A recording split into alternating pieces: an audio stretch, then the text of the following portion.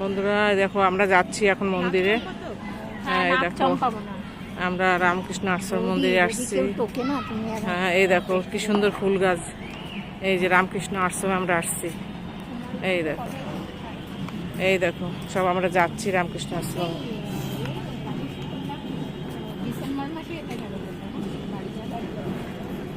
ওটাকে চেঞ্জ করা যাবে না, ডিসেম্বর আমাদের সাথে চলো না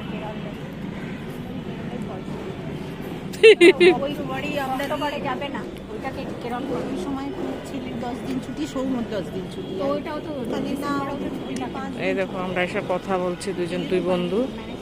হ্যাঁ এই দেখো আমরা যাচ্ছি এখন ভিতরে, আমরা এখন ভেতরে যাচ্ছি। হ্যাঁ